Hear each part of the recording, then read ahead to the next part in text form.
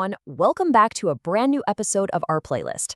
Today, we're diving into an absolutely fascinating explainer about one of the most, seismic shifts in modern motorsport. We're talking about the massive 2026 Formula One regulations.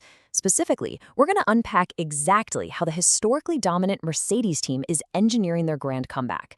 So if you love deep dive physics, cutting-edge aerodynamics, and high-stakes team strategies, you are definitely in the right place. Okay, let's dive into this. Here's our roadmap for the explainer. First up, we'll look at the shifting landscape of this brand new era, followed by a peek at the 2026 driver lineup and leadership.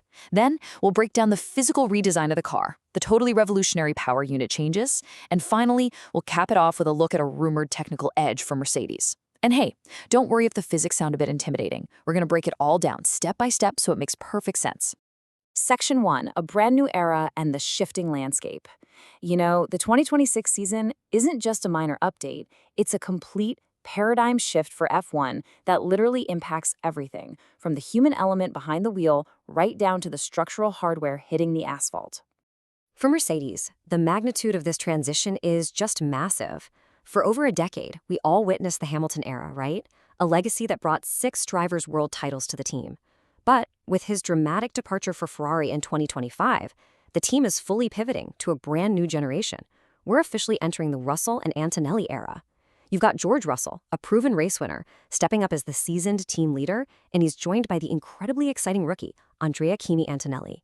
It's a completely fresh identity for the Silver Arrows. Moving on to Section 2, the 2026 driver lineup and leadership. Now that we know who's going to be wrestling these machines on the track, let's transition off the track to look at the brilliant minds actually running the operation. Mercedes' off-track strategy is really blending stability with some smart strategic growth.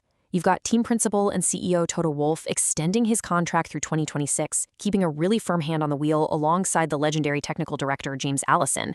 But take a look at that third crucial addition. George Kurtz, the CEO of the cybersecurity firm CrowdStrike, has just come on board as a 5% co-owner and technology advisor. It's a pretty clear signal that Mercedes is heavily investing in their digital infrastructure to win the data war. All right, Section 3, redesigning the F1 car to be smaller, lighter, and more agile. Let's move from the boardroom right into the garage because the fundamental physical footprint of the F1 chassis is getting a massive overhaul. And this brilliantly illustrates exactly what we're talking about. The 2026 car is dropping to a much shorter 3,400mm wheelbase, and it narrows down from 2,000mm to 1,900. Now, why does that matter? Because these dimensional changes, combined with new materials, are specifically designed to strip out weight, bringing the minimal mass of the car down to 768 kilograms. Basically, these cars are going to be noticeably more nimble and agile through the corners compared to the bulkier generation we have right now. But size isn't the only thing changing here. The 2026 model introduces active aerodynamics. Check out the new rear wing. It'll consist of 3 distinct segments featuring movable elements to actively manage energy and drag during a lap. Also, notice what's missing. The beam wing, which is that lower aerodynamic profile you're used to seeing on the older cars, is being completely removed to help clean up the wake of turbulent air behind the car. So let's quantify what that redesign actually means out on the track.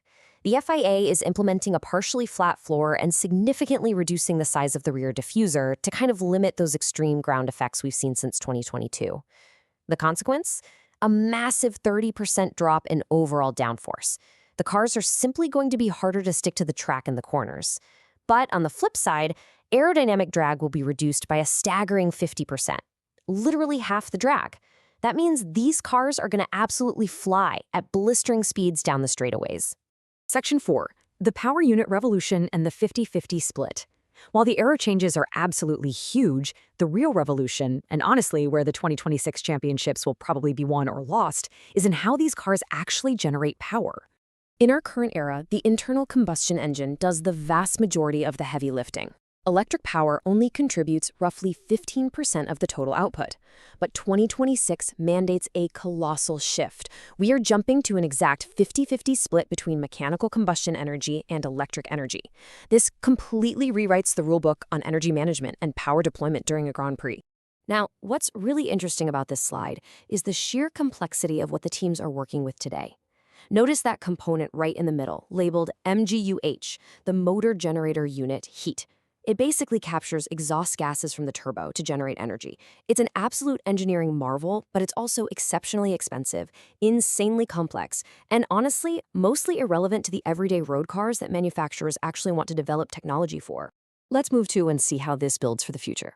Moving into 2026, that incredibly complex MGU-H is completely gone, which drastically simplifies the architecture.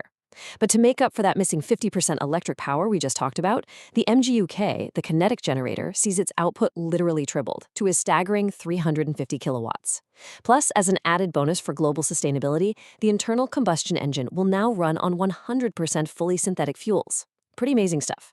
Section 5. The Mercedes Technical Edge. Is there a legal loophole? All right, we've gathered all the engineering data and we understand the structural changes. Now, let's bring it all together and apply it directly to Mercedes, a team that's famous for historically mastering new engine regulations right out of the gate. So, the crucial point is this. The paddock is currently swirling with intense rumors regarding a so-called Mercedes trick. Reports are suggesting that the brilliant minds over at the Mercedes engine plant in Brixworth have found a highly creative technical loophole within these vastly complex new 50/50 power unit regulations. And the real kicker here? The FIA has reportedly assessed this engine system and declared it completely legal. If that's true, Mercedes could be starting the 2026 era with a massive built-in advantage over the rest of the grid. Which brings us to the ultimate question. You've got this potential masterstroke in engine development, combined with the incredibly hungry, fresh driver lineup of Antonelli and Russell, all backed by Toto Wolff's super steady leadership. Will this technical loophole be the spark that finally returns the silver arrows to World Championship glory? It's such a tantalizing prospect for 2026, and it really sets the stage for an incredible season. I'd love to know what you think about Mercedes' chances, so let us know in the comments below. Thank you so much for learning with us today on this explainer, and don't forget to subscribe so you never miss another deep dive. We'll see you next time.